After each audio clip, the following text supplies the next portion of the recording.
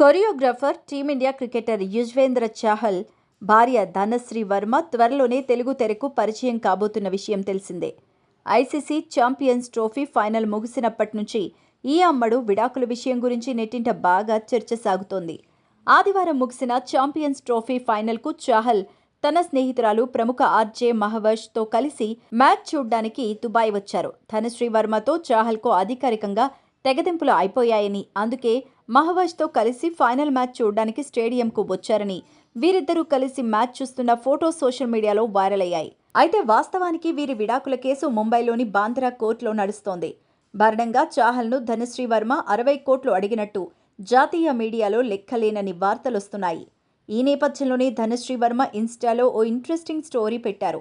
ఏ విషయంలోనైనా స్త్రీలను నిందించడం ఫ్యాషన్ అయిపోయిందని ఆమె పోస్ట్ చేశారు.